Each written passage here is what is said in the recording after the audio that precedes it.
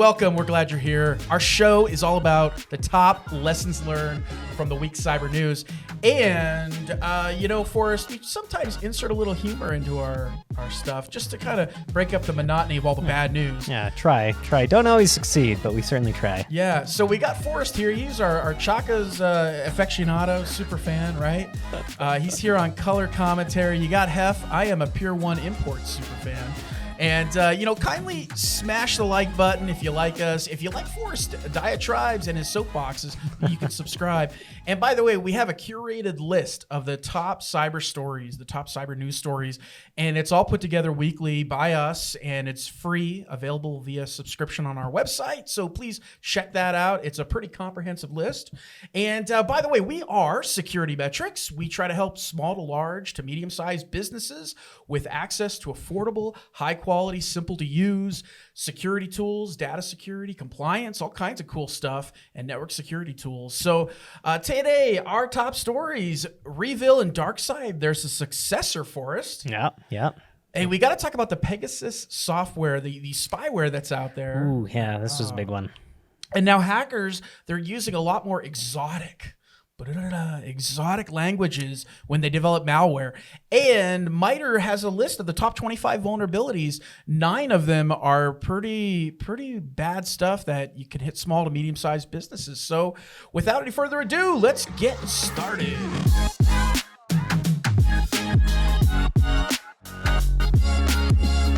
So Forrest, Darkside, REvil, supposedly gone, right? Yep, but now there's a successor? Yeah. They're calling themselves BLACKMATTER. So it's interesting reading. They did an interview. Was it who was it?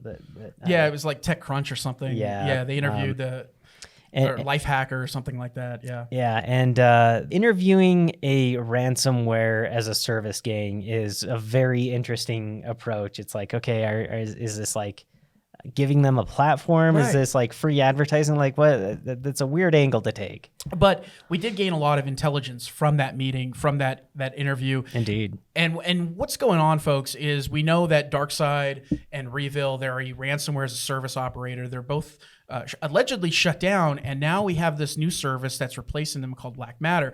And the project basically, it really took the best features of Darkside, the best features of REvil and Lockbit, and combined them all into this new ransomware as a service. And what they're doing right now is they're looking for new affiliates, and they have a pretty cool in a way of intelligence gathering of what they're doing, what they're looking for.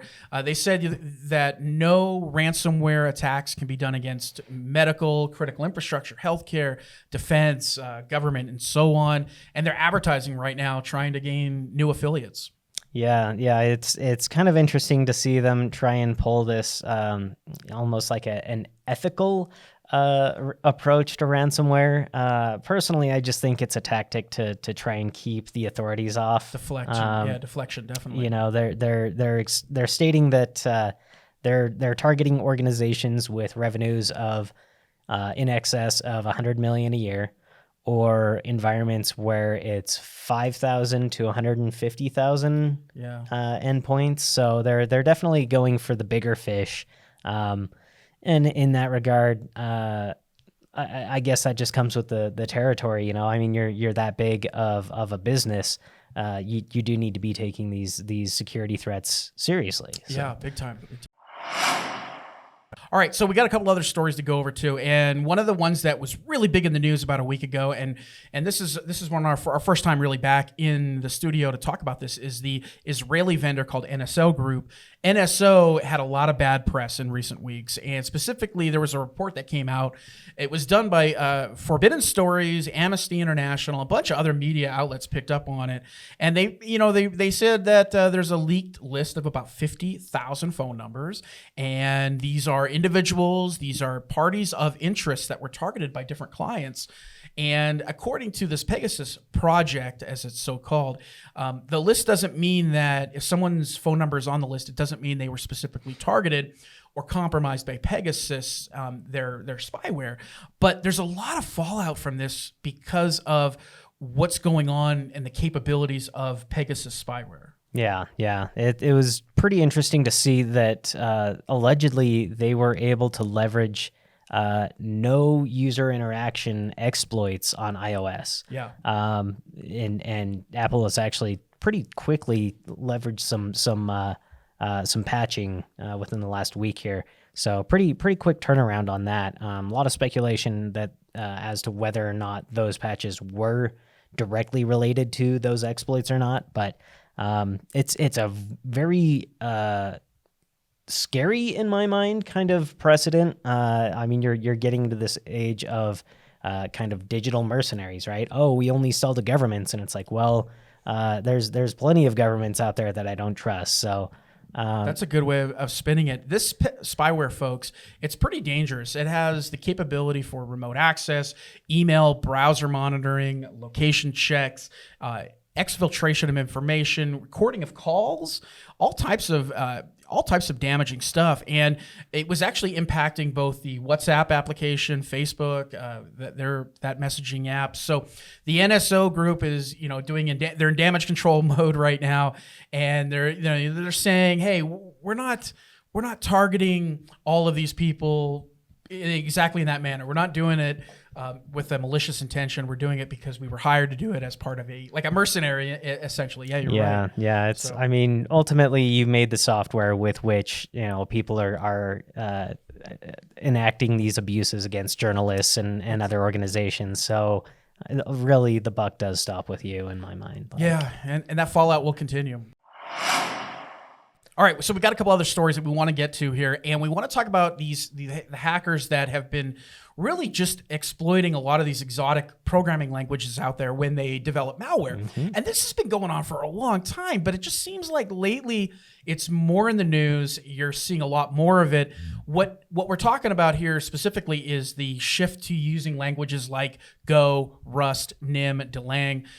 And there's a lot of lessons learned here, especially from a threat hunting perspective. And that is, for us, at least, knowing that hackers are using these exotic languages, they can try to circumvent a lot of the security protections that are in place. They can evade analysis. It stops reverse engineering. It really can damage trying to find them when they're on our endpoints for our clients. So pretty nasty stuff. Yeah, this is a really interesting trend that I've begun to notice, and kind of goes alongside another thing that I saw pop up recently, which was this group Malvuln. Yeah. Have you seen them? No, I've not heard of them. No. So Malvuln is specifically targeting vulnerability research against malware. Oh. So they're looking for security exploits that they can leverage against malicious software. And it's, I see posts that 10 plus every week of different vulnerabilities that they're finding in different strains of malware that can then be used to leverage to flip the buck and attack the malware. So it's interesting seeing the choices for some of these memory safe languages like Go or Rust, where the things that you see commonly exploited, like buffer overflows and things like that, are no longer an issue in those languages. So it almost seems like an arms race amongst the hackers, and then the hackers that are hacking the hackers, the researcher and just part of it. Kind of this ever increasing level of scrutiny and security. That ability for us to adapt and modify their skills and behaviors against all the new technologies that we're trying to use to stop them is phenomenal. And it adds all these additional layers of obfuscation, just since they're new. Just being able to stay one step ahead of the bad guys makes it that much more challenging for anyone that's out there on the good guys side of the house. So it's definitely difficult. So we have a couple other stories to get to too. We got to talk about a lot of patches, and typically what happens, folks, is right now in the industry, cybersecurity, we have Black Hat, DEF CON, we have HIMSS, we have B-Sides. We have all these conferences that come up in the month of August. And what you typically see is right before these conferences happen and right after the conferences happen, you hear a lot of announcements about vulnerabilities and exploits and things that researchers have found that they're going to present at these conferences. And right now, your greatest challenge, if you're out there and you're listening to us, is patching your environment. There are so many, Forrest, patches that need to get done. Yeah. And we do try and emphasize and stress this point quite often, but just patching is always going to be a vital part of your security posture. And just to do a bit of a callback to a previous stat that we brought up once, the majority of vulnerabilities that are found in an environment are over 5 years old. It's absurd that these systems with these vulnerabilities that have been known for so long are still around. So just hunt those systems down, get them patched, get them up to date. By far one of the most important things you can do in your environment. Yeah, and then MITRE came out, and we should probably explain who MITRE is, but MITRE came out with a top list of the top 25 most dangerous software bugs. Should I do that in my evil voice? The most dangerous software bugs. All right. So here's the deal, folks. What's happening right now is most of the attackers are going after, they're exploiting security gaps in your cloud infrastructure. So if you have hastily deployed any sort of cloud collaboration service like Office 365, that's where you need to be putting a lot of your efforts and energy into. And there are a ton of these bugs and vulnerabilities. You also, another good habit to get into is if you have anything that's reaching end of life in your environment, you need to get on that and get a plan in place to migrate away from these unpatched security bugs. Yeah. Having a migration plan in place is definitely critical. Even having an awareness of when something is end of life. I can't tell you how many times I've talked with, sysadmins, and they don't even know that, device XYZ is no longer supported. It's terrible. Yeah, getting that inventory and having that awareness of when things are end of life, super critical. So we'll include the list of the top 25 bugs, basically the top 25 CVEs that you need to get a hold of. I forgot to tell the audience, what is MITRE, by the way? And we got to quickly. I don't know the acronym. Yeah, I don't know the acronym They're either. a standards and research organization. They're the developers of things like the attack framework, if you're familiar with that. And they publish a great database of just attack vectors, attack techniques, and ways that bad guys get into your environment, how they pivot, and how they move around. So out of the top 25, 10 of these, out of the top 10, 3 of these vulnerabilities are most used. And they're the ones that you need to be concerned about most importantly. And again, we'll include that in the link, but countries like China, Iran, North Korea, they're the ones that are really taking advantage of this. And these CVEs, these vulnerabilities are the ones you need to get out there and you need to patch and prioritize in your environment. There's also a ton of other patches out there that you just need to get on. And especially people that love to use Apple products in their environment, we're talking another 0 day for Apple, 13th of the year for us. Yeah. Oh, how many 0 days? It's just a tremendous amount for Apple products to be under attack. Yeah. And you typically don't see threat actors spend a lot of effort or energy on going after Apple and the Mac OS. You see them spend more of their efforts and energy going after Windows products. So it's definitely a challenge. If you have Apple products, you need to get on those patches as well. Yeah. And as we mentioned earlier, some of this could be in response to that Pegasus malware that was being used, and they did express that those were being actively exploited too. So it's rough. A big thing that came out in the news this past week too was about the Microsoft Registry Hive flaw. It's also known as Serious Sam. I say Serious Sam. Right? Isn't that the Warner Foghorn? Is that Foghorn Leghorn? Did I do the wrong one? I think we're getting wires crossed here. It's fine. I say I gotta patch my environment. But this is an unpatched privileged escalation. It's in Windows 10, and it's in nearly every supported build that's out there. This CVE allows an attacker with limited user code execution to get into your environment, get admin privileges, so some real nasty stuff they can do. Pretty powerful privilege escalation. Microsoft does have a workaround for you. You can do it either through Command Shell or PowerShell. Command prompt, PowerShell, whatever. And there's real simple, just copy paste and execute it, and then you actually do end up needing to go through and delete your volume shadow copies. So there is some level of risk there if that is something that you would need to roll back to. definitely recommend getting a snapshot first before applying that, just in case. But it is something that you will manually have to intervene and do the workaround yourself. Currently, I would imagine they'll be coming out with a patch for that at some point. I think I'll work on my Yosemite Sam impression for the next time, folks. Okay. All right. We got to move on here. We got to talk about Krebs on security. Brian Krebs, the researcher. Forrest, I love when he does articles and stories about things that, we sometimes forget about in the industry. Mm-hmm. And he did a really good article. You folks need to click on this and read it. The life cycle of a breached database. Love that kind of stuff. Yeah.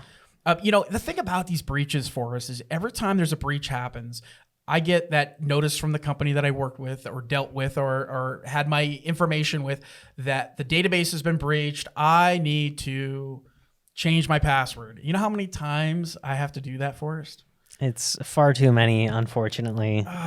It's always with these things. It's not just your password. It's all the other different ways that they're going to try and leverage that information that they were able to gain, whether it's through social engineering campaigns or who knows. It's commonly used as a vector for just trying to get additional access just based off of what limited information they were able to obtain. So, and it's always a good advice for anyone in the audience is we always talk about this. Do not use the same password that you use at work or any of these services that you use at home as well. And that's what these guys are doing. The reality of the situation is your password has been harvested multiple times, many times by these profit-seeking criminals, and you got to keep a close eye on not reusing the same password over and over again. Yep. But what Krebs did in this article for us, and I loved it, he gave you a closer look at what actually happens and what transpires in the weeks or months after an organization that's been breached notifies its users saying, hey, our database has been breached. This is what happens. And Brian did a great job of all the steps at explaining it. Yeah. A few things that I want to make recommendations for. I mean, an ounce of prevention is worth a pound of cure, right? So what I like to do is I like to go through and look in my email and look for various services that I may have signed up for. And, I don't use that anymore. Let me go ahead and close my account down and delete the app. Delete the app. Yep. If you're not using that app on your phone, get rid of it. Yep. Delete the app. Delete any user accounts that you aren't using. Consider giving fake information for some of these things because a lot of these places don't really need your name. They don't really need your address. They don't need a lot of that information. So wherever you can, give them fake information. That's not illegal. There's nothing wrong with it. You're covering your back by doing that. And also, just roll your credentials, use a password manager. Yeah. And I would add in one more thing too. And this is something to always remember is when you decide to stop using a service, you need to remember to deactivate the account. And some people forget to do that too. It's like, well, I've deleted the app. I'm not going to use it anymore. But did you contact the company and tell them, shut down this account? I'm not going to use it. That's a key step here. So just in terms of this article that Krebs wrote, what he basically says is, step one, your data shows up on these hacker forums and then the password cracking starts. But step two is where the lesson learned comes into play is password cracking for the bad guys. It's really dependent on the length of your password and the type of password hashing that's the algorithm that's used on the website, on the victim's website. So in this case, you can obfuscate your passwords by using a little bit more complex passwords. So that's stuff that we talk about all the time with user awareness, security training, user awareness. But a lot of people don't think about that. And Krebs did a really nice job of highlighting that. When the password cracking starts by the bad guys, they then are using this big dictionary. It's all about computed hashes. And these hashes then, they're really able to break about 60 to 70% of the passwords out there, these hash passwords, in about a day or two. Yep. That's a pretty phenomenal number to be able to throw out. 60 to 70% of the hash passwords can be cracked and broken within a day or two. From there, then, a list is generated of email addresses, cracked passwords. They use a bunch of automated tools, and they're looking for pairs. They're looking for basically data sets that they can use for popular websites. So, for example, if they find a match for Netflix or Disney Plus or Amazon Prime or any of those Office 365, any of those services, then they've got bank. They basically have money to be made off your password. So A good article. All right, Forrest, let's talk about some gaslighting for a moment. We got about 10 minutes left in the presentation. And, you know, I know this is your soapbox moment, man. And this is kind of a weird soapbox because I want to talk about this data breach report. It's the IBM data breach report. Yeah, this one had some really good stats in it. Yeah, fantastic stats. Yeah. It comes out every year, folks. And there's like 5 or 6 reports that are absolutely must reads. This, in my opinion, I don't know about you, Forrest, but this is like one of the must reads. It's really highlighting the enterprise level, the bigger customers that would be able to pay up in the event of a data breach. But Forrest, they put out a number, $4.2 million. Yep. Is the average cost of a data breach, folks. That's unreal. That's the highest it's ever been. Yeah, that's up from what, like 3.6 last year or something. Yeah, it's on the rise for sure. Some really good stats in this report. All in all, I'm looking forward to digging in here. And they had 14 companies that they identified in the report, and they talked about those 14 companies suffered a major data breach. The costs were ranging upwards of $52 million in responding to this. About 10 million records are typically involved in these bigger breaches. And the reason why this is worth reading is because they spend a lot of effort and energy in the IBM report looking at all the factors. It's not just the technical and the legal stuff, but the regulatory stuff they take into play, the loss of reputation, the loss of productivity, the employees that would not be able to perform their job, brand equity, all that stuff were included in this report. There's some stats they threw out. And I'm sure you saw any stats that catch your mind? The ones that really jumped out to me were, especially when they broke down like the cost per record. Oh yeah. That one was really interesting. So average cost per record across all their breaches was $161 per record. Whoa. So you think about that, like if you have like a customer database with 10,000 customers in it, that's going to get real spendy real quick. You know, that's $1.6 million right there. Like, whoa, that's a good number to have in your belt when you're doing these risk calculations. Even better was for personally identifiable information, the cost went up to $180 per record.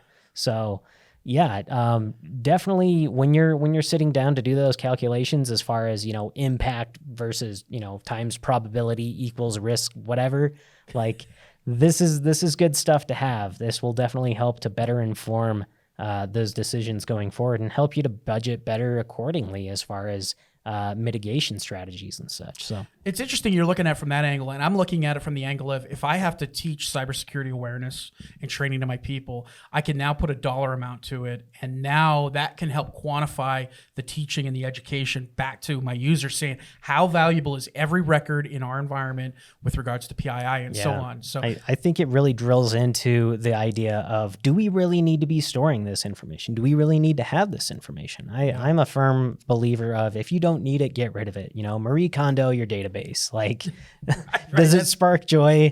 Then no. Okay, then we'll thank it for its service and move on our way. Another interesting stat that I thought was really cool was the different categories of the breaches and how prevalent they were. So it was, the most common was compromised credentials made up like 20% of the breaches that they saw, followed by, I think, phishing was like 17%-ish, cloud misconfiguration, which you touched on earlier. Yeah. And then finally, vulnerabilities in third-party software, so this supply chain stuff. So a lot of that is so early in the process of the bad guy getting into your network. You know, compromised credentials. Once the bad guy gets your credentials, they can pivot anywhere in your environment, and they can move laterally. They can get access to wherever they need to go. So, and of course, the phishing part it's always been in the news. But I mean, once they get that doorway into your environment, I mean, it's all over from there. There are a couple other stats in this report that we need to quickly highlight, but I want to remind everyone, we're going to include the direct link to this report, so you don't have to give your information out to IBM to get a copy of it. We'll include a direct link to it. I know that always concerns people too. It's like, I want the report, but I don't want to give up my information. Well, we'll include the direct link in the comments. You can download it.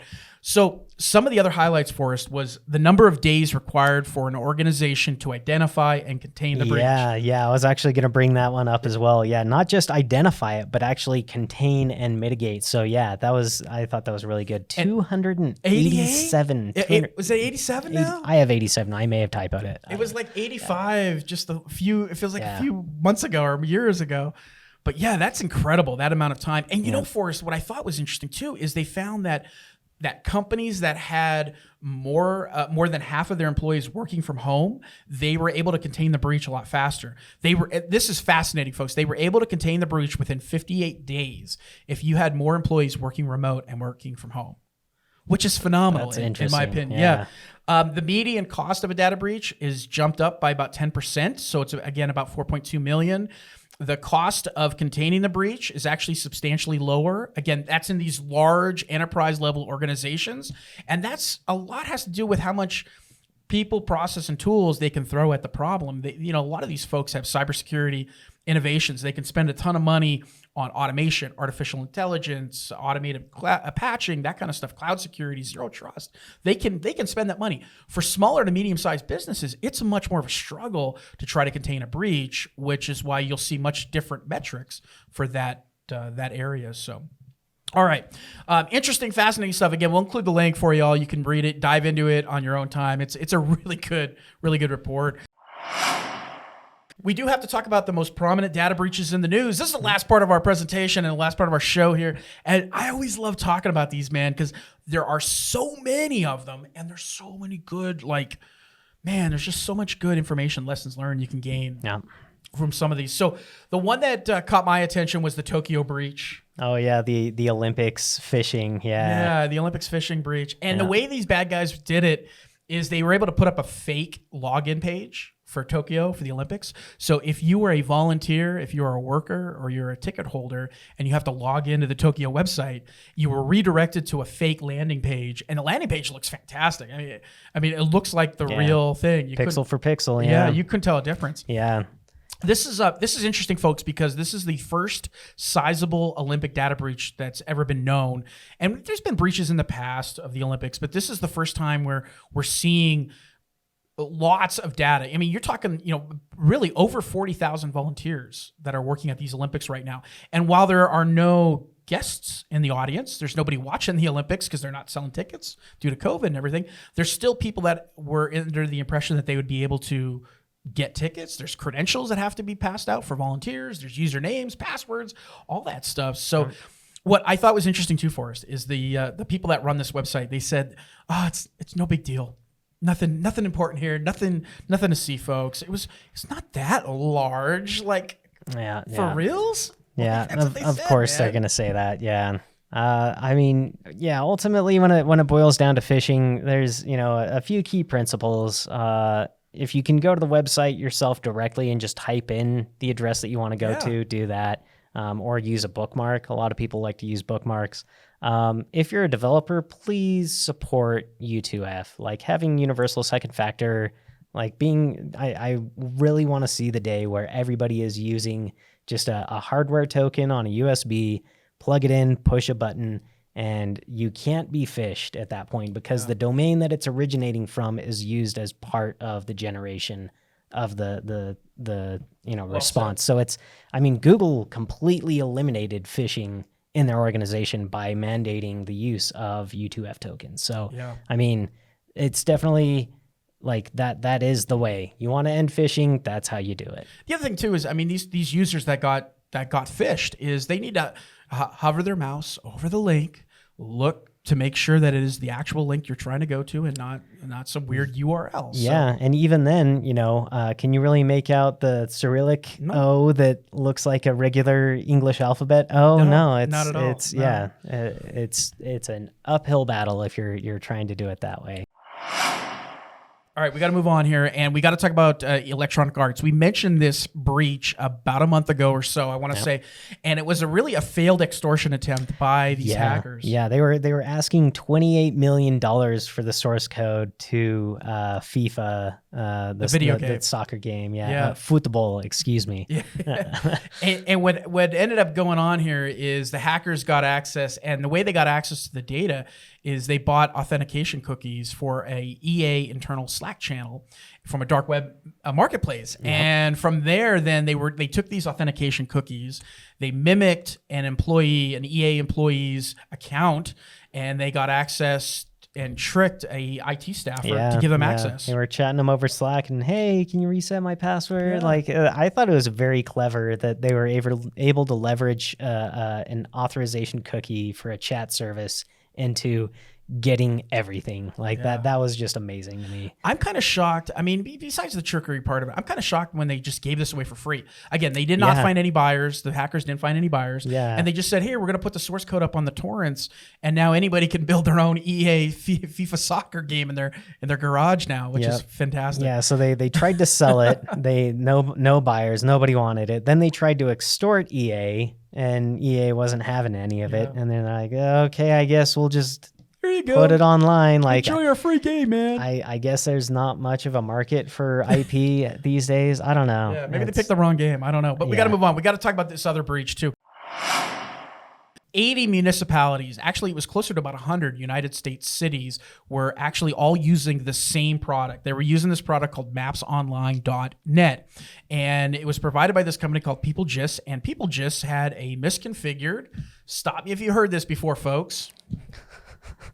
Let me guess. AWS. Yes, you got it, buddy. Misconfigured AWS. How does this keep happening? I don't know.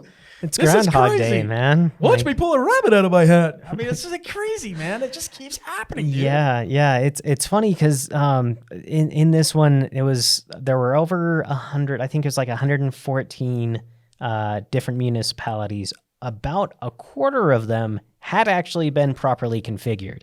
So that means that 3/4 of them were not. That's phenomenal. As a result, attackers were able to get a terabyte of data, over 1.6 million files, and a lot of these, they said, oh, a lot of this stuff has been, redacted, like there's no personal information. Well, they weren't properly redacted. If they just took a marker over it, well, you're able to adjust contrast levels, or some of them were just like, oh, we put a black box over it, but they didn't remove the underlying text underneath it. So unfortunately, there's a lot of sensitive information out there as a result of this now. What's sad is what a threat actor can do with that information. I mean, you're talking about tax records, you're talking about bills, you're talking about a lot of PII data related to where people live and what they do and so on. So it'll be interesting to see the fallout that happens from this breach. All right, and then I think one of our big ones that we need to talk about here too is this Department of Justice. So we know about the SolarWinds attack, right? We've talked about the hack multiple times on this channel. The gift that keeps on giving. Well, the DOJ came out and said that 27 U.S. attorneys' offices were involved that actually had their information breached because of the SolarWinds supply chain attack. Yeah, and when you're you're talking about these attorneys. This is federal cases. A lot of cases. Yeah, this is the big boys. Client attorney privilege, that kind of stuff. And the main thing that the DOJ tried to get across in the press release is that they believe the hackers got access to the compromised Office 365. And again, that is your keys to the kingdom. Once the bad guys can get in and they have that information, who knows where they pivoted from there, or what files the attorneys had access to, then the bad guys now have access to. Yep. And the big thing with email is it's a very scary single point of failure, because how many different accounts do you have tied back to that email? If you have control of that email account, you could potentially reset passwords, get any of the associated accounts with that. It's pretty scary stuff. What was really interesting to me was they stated that the attackers had access from the beginning of May through December. They were in there for 8 months. 8 months they were in there snooping on the email. I didn't read that part of it. Oh, yeah. That's a long time. That is a long time to be persisting in somebody's mailbox. And then the other thing that I thought was pretty crazy was New York. New York particularly had like 4 different offices that got hit. About 80% of their accounts were breached. That's heartbreaking. That's heartbreaking for all those cases that need to get processed. Pretty brutal. this is our presentation. We hope you guys had a good time. I know we did. We love talking about this cyber stuff. And as always, thanks for joining us. If you like us, smash the like button. All right. And if you like Forrest's stuff, you like his soapboxes, man, subscribe. We do have that curated list of the top cyber news stories, and we'll include the links from these stories in our free subscription. You can find that on the SecurityMetrics website. And as always, I'm Heff. Forrest. Thanks for joining us. Take care.